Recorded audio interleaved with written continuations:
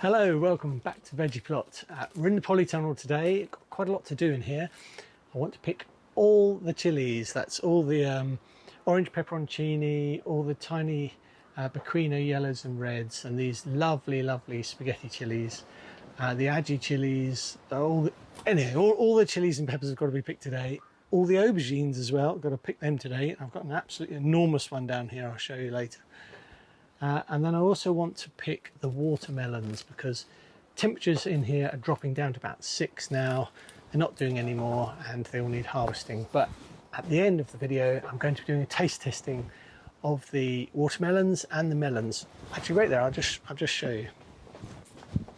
Yeah, this is one I picked a while back. It's not very big, but the plant had died off, so I thought I'd harvest it. So I picked that one a while back, watermelon, and this, no laughing, this is a Picasso melon.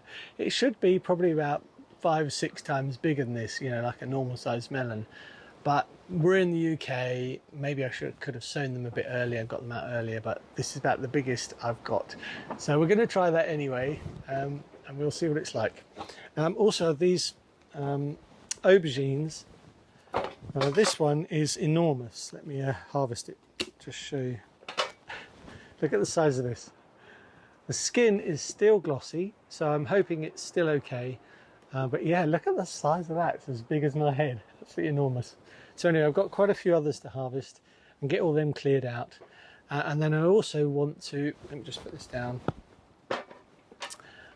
cut all the chilies and peppers right back because I want to try and store these over winter. All those that are in pots, that is, because next year, they grew so well in pots this year that next year I'm just going to grow them in pots up in the greenhouse. And I don't want to have any chilies in the ground here. I want the polytunnel to be sort of dedicated to tomatoes next year and a few aubergines maybe. So I don't know about you, but I'm not a professional chili grower. So maybe you can correct me if not. But most of the references I've seen to trying to get chilies to ripen off the plant if they're green don't really work. Some places say you can, you know, put them in a paper bag with an apple or a tomato or a banana or something and they'll help ripen them. But most, I think, advise that they just don't work. Anyway, I've got some which are going slightly yellow, so I'm going to try with them. And all the green ones, I'm going to cut them off. It's like a couple here and there's quite a few on this plant. I'm going to try them, we'll see how it goes, and I'll report back to you later if I have any luck. But yeah, as all the plants have got to be pruned, I'm going to cut them all off anyway, and we'll see how they go.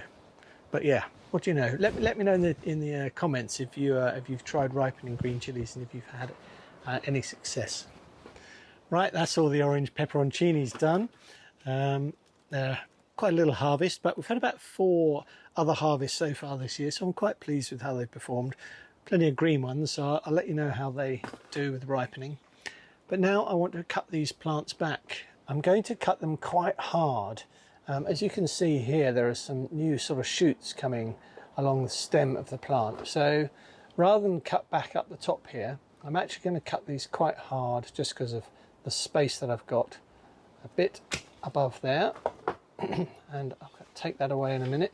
So that's what I'm going to do. I'm going to cut them hard, just leave me with this sort of stalk. And then these are going to go indoors. They'll hardly be watered, just kept at room temperature, just kept slightly moist if needs be. But yeah, these are then going to go somewhere indoors, just keep them warm over winter, slightly moist, and we'll see how they do.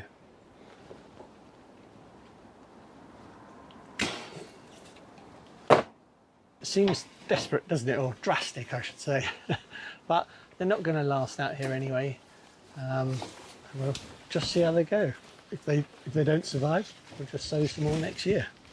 Right, let's put them in the compost bin.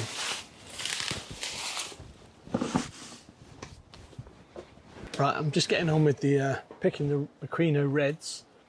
I can't remember, I got the seeds off. If I can find the packet, I'll put it up on the screen now. But I can really recommend them. They're quite a small sort of chili, very, very mild. When you eat them, there's a sweetness to them and a slight lemony flavour. Not hot at all. Very, very mild. Probably great for children. Anyway, we've been using them indoors on pizzas, just sort of decoration really, because they grill really nice. And I'll be putting them into oil and then they'll be cooking them in sort of various other bits of stews and things just to add some texture and flavour and so on. But yeah, really nice Pequeno reds. And I've got Pequeno yellows down the end as well. So what I shall do is I shall get on, I'll harvest all of these, all the other plants, the red and the yellow, and then I'll get back to you after that.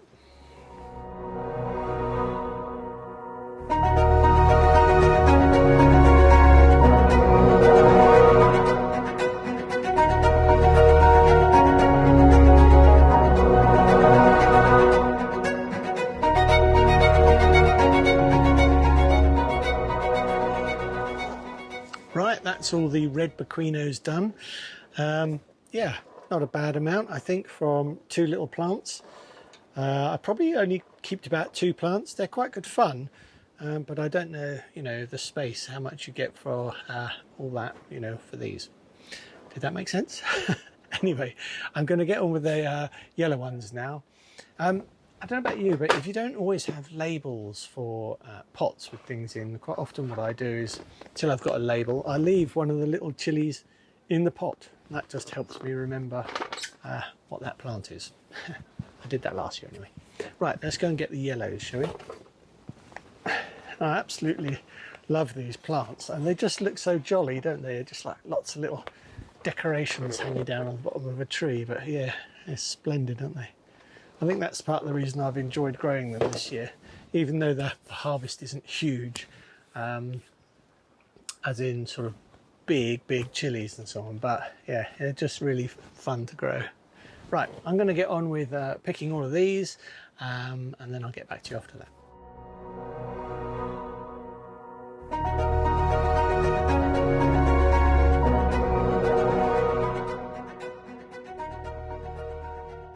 That is the last of the yellow Pequenos. This is what we got from that lot. So yeah, two trays, not too bad. The taste is much the same as the reds. There's sweetness with a tiny bit of warmth, so, and lemony, which you kind of would think from the yellow ones, not from the red, but yeah, very tasty. Okay, right, that's all them pruned back. As you can see, what I've done is I've just taken them right back hard. I mean, all you professional chili growers might say, oh no, cut back harder. I could do, perhaps, cut down lower, but I'm going to leave them like this. We'll see how they do. There's lots of young growth buds sort of appearing as though they're ready to go, but hopefully they'll go dormant and we'll get some good plants next year from these. Right. Let's get on with this spaghetti chilies, shall we? Let me bring you over, show you how they're doing. Absolutely masses of them. And we've even got the odd flower or two coming, which I thought was really funny.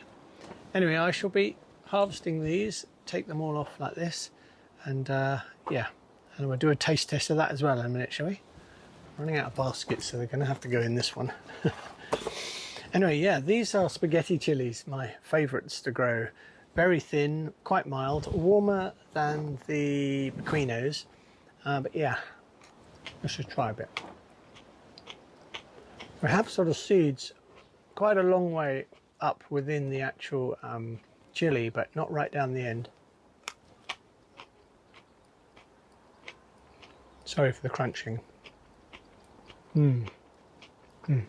Definitely got more warmth. Really nice.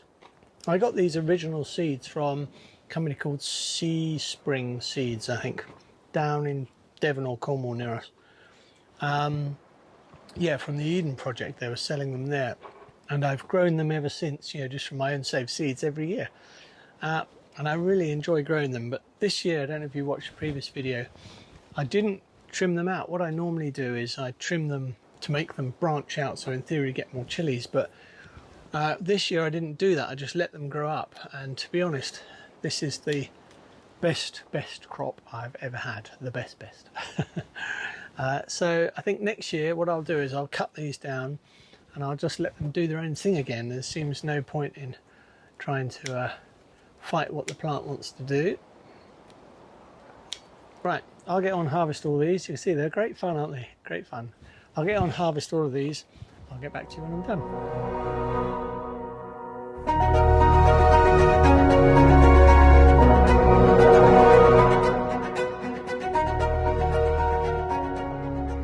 That's all the spaghetti chilies harvested.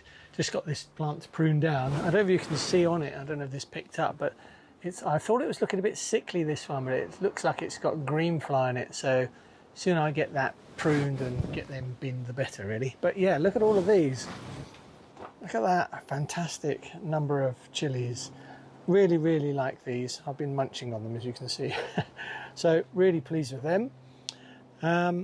Right, so just get these pruned and out the way, and then I think we'll get on and do the Mad Hatter and the Agi chilies over here.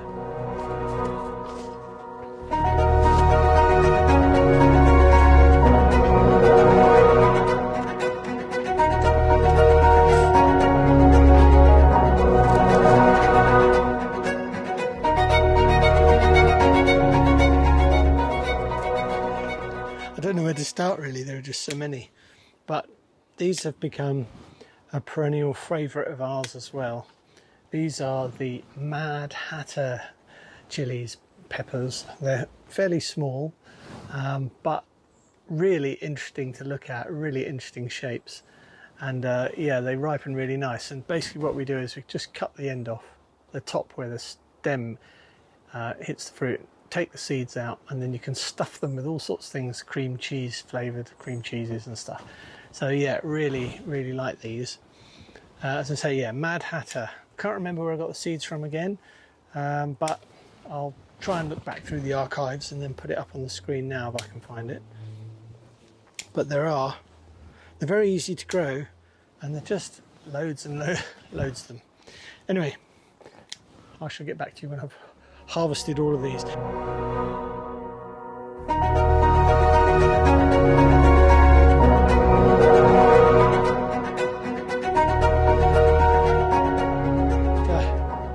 Bring these up to the table. My plans to do the whole polytunnel today actually aren't viable, so I'm going to just show you what I've got so far. We've got all these Bequino reds and yellows, we've got the orange pepperoncinis, spaghetti chilies, and all of these Mad Hatters, and this massive aubergine, plus some melons and things down here. So I thought what we'd do is we'd get on and we'd try one of these watermelons and the Picasso melon, see what it tastes like. I can't tell you how long I've been looking forward to this. The only problem is that it might have been left in here a tad too long, but we will see.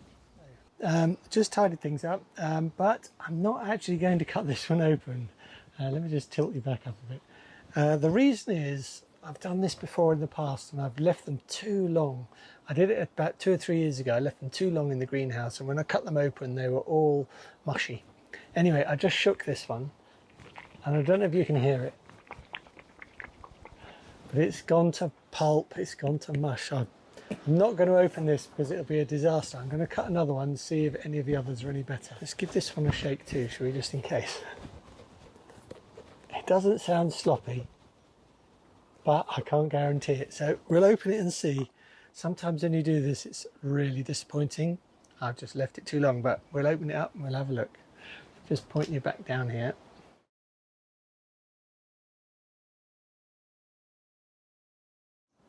Same thing. Look at that. I've left it too long. Yeah, not sure if we're going to eat that. Let's get another one. Third one lucky. Right, let's cut this one open.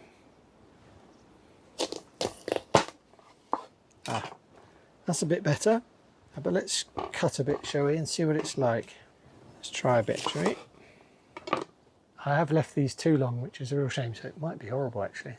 We'll try it and see. Yeah, it's gone past its best. Real shame, left it too late. I mean, the date is 26th of October. I should have had these out probably about a month ago. A couple of years ago on my Instagram feed, I showed how you can use the whole of watermelon. If you cut all the watermelon out, so you've got no watermelon in it, and then you peel the green off the outside like that, and then what you're left with is this sort of white rind, and you can chop that into little bits and it makes a really nice sort of like a jam. So you chop it up into little bits and you can flavour it with, well, I did two. I did one with orange and one with lemon, and they were absolutely delicious. You cut them into bits and the rind takes on the flavour, you know, the sweetness of the sugar obviously you make the jam with, but also the lemon and the orange, and it was really, really nice. So although we may not eat all these watermelons, this will not go to waste. I will make something with this. I'll probably peel it first, chop it up, freeze it, and then we'll use it from then on.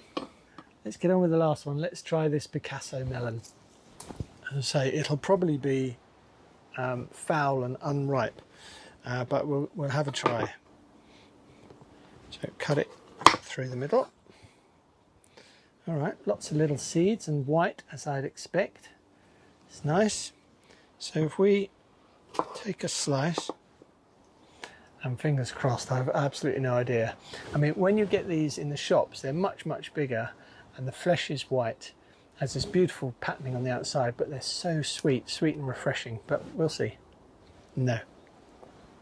Ah, what a nightmare. Not ripe at all. Disgusting. Oh, what a shame.